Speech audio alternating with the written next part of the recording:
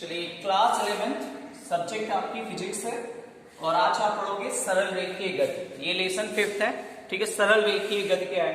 देखिए, सरल रेखीय गति का मतलब होता है जब कोई कण जो है एक सीधी रेखा में गमन करता है या गति करता है तो उस गति को हम सरल रेखीय गति कहते हैं। यानी जो एक लेसन का नाम है, इसका मतलब है कि अब जो कण होगा वो एक वस्तु या कण जो होगा मतलब वो एक सीधी रेखा में गति करेगा, ठीक है। वो वृत्ताकार नहीं करेगा, ठीक, वृत्ताकार गति में चक्कर नहीं लगाएगा।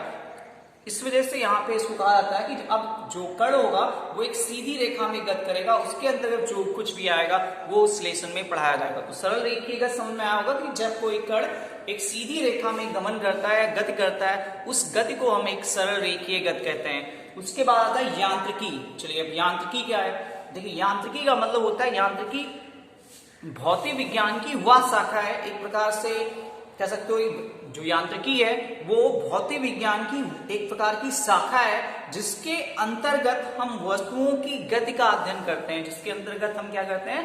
वस्तुओं की गति का अध्ययन करते हैं, उससे हम यांत्रिकी कहते हैं। क्या कहते हैं? यांत्रिकी। मैकेनिज्म नाम सुना होगा, मैकेनिज्म कहते हैं।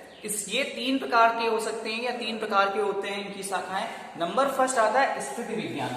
नंबर फर्स्ट आता है क्या?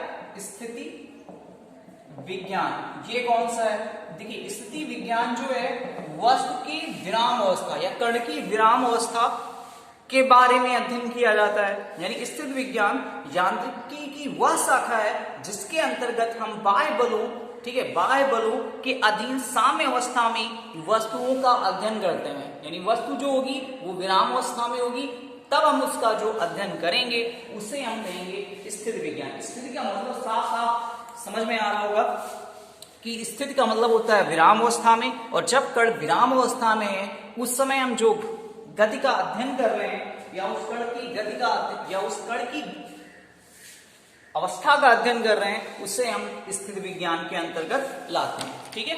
नंबर सेकेंड पे आता है, नंबर सेकेंड पे शुद्ध गतिकी। शुद्ध गतिकी का मतलब होता है यांत्रिकी की वह शाखा जिसके अंतर्गत गति के लिए उत्तरदायी कारकों पर हम विचार करते हैं। क्या करते हैं? गति के उत्तरदायी कारकों पर विचार किए बिना हम वस्तुओं की गति का अध्ययन करते हैं, उसे हम शुद्ध गतिकी कहते हैं। मतलब क्या है? मतलब साफ है कि हम उसके जो उत्तरदायी कारक हैं, जब कोई कण गति कर रहा है तो कौन कौन से कारक उसके लिए उत्तरदायी हैं। जैसे कोई कण है, जैसे आप ही गति कर रहे हो तो सबसे पहले आपकी एनर्जी उसके लिए उत्तरदायी है। फिर दूसरी चीज है आपके ऊपर त्वरण कितना कार्य कर रहा है ना, वो उत्तरदायी है ना। तो ये सारी चीजें जो हैं वो कण की गति के लिए उत्तरदायी होती है। अगर कण की स्पीड बढ़ानी है, त्वरण कम करना है, कण की स्पीड बढ़ानी है तो आपके पास ऊर्जा ज्यादा होनी चाहिए, है ना। तो ये सारे कारक उस पर निर्भर करते हैं। इन पर विचार किए बिना, ठीक है, इन पर हम कोई विचार नहीं करेंगे और उसके बाद उसका जो अध्ययन करेंगे वो आता है शुद्ध गतिकी में। थर्ड नंबर पे आता है गति विज्ञान। गति विज्ञान का मतलब है कि हम यांत्रिकी की वह शाखा जिसके अंतर्गत गति के लिए उत्तरदायी बलों को ध्यान में रखकर हम वस्तुओं की गति का अध्ययन करते हैं।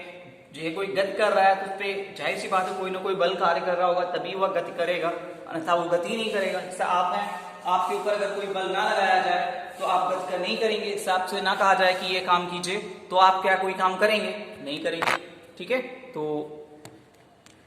ये होता है यानी स्थिति विज्ञान और गति विज्ञान। उसके बाद चलिए आता है, चलिए आप आते हैं निर्देशांक तंत्र। निर्देशांक तंत्र क्या है? देखिए, निर्देशांक तंत्र तीन परस्पर लंबवत अक्षों के कटान बिंदु को मूल बिंदु कहते हैं। तीन परस्पर लंबवत कटान बिंदु को क्या कहेंगे?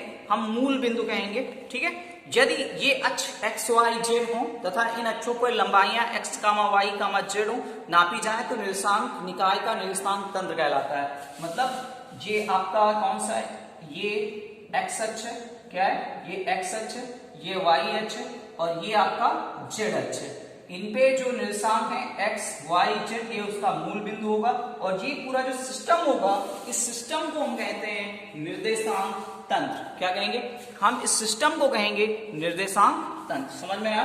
निर्देशांक तंत्र जो होता है वो दो टाइप का होता है। नंबर फर्स्ट होता है जड़त्वीय, नंबर सेकेंड होता है अजड़त्वीय। तो अब इससे पहले आपने 9th में पढ़ा होगा जड़त्व क्या होता है। जड़त्व का मतलब होता है भैया कि न्यूटन का नियम पढ़ा है, पहला नियम पढ़ा है कि जब कोई वस्तु विराम अवस्था में है तो विराम अवस्था में रहेगी, गति अवस्था में है तो गति अवस्था में रहेगी, है ना, जब तक उस पर कोई बाह्य बल ना लगाया जाए। ये न्यूटन का प्रथम नियम था, जिसे जड़त्व का भी नियम कहा जाता है। जड़त्व का मतलब होता है कोई वस्तु, ठीक है, कोई वस्तु पर अगर बाह्य बल ना लगाया जाए तो वह अपनी स्थिति में परिवर्तन नहीं लाएगी। ठीक है, तो ये तो हो गया न्यूटन का नियम। लेकिन अगर कोई वस्तु की स्थिति में परिवर्तन किया जाता है या परिवर्तन होता है तो वह वस्तु जो है उस स्थिति में परिवर्तन होने का विरोध करती है। वस्तु के इस गुण को हम जड़त्व कहते हैं। क्या कहते हैं? जड़त्व कहते हैं। समझ में बात आई नहीं आई? ठीक है, तो अब जड़त्वीय निर्देशांक तंत्र क्या है? वे निर्देशांक तंत्र जो न्यूटन के गति विषयक नियम का पालन करते हैं, न्यूटन के गति विषयक नियम का पालन करते हैं, उसे हम जड़त्वीय निर्देशांक कहते हैं। और अजड़त्वीय जो न्यूटन के नियम का पालन नहीं करते उन्हें हम अजड़त्वीय निर्देशांक तंत्र कहते हैं। क्लियर हुई बात?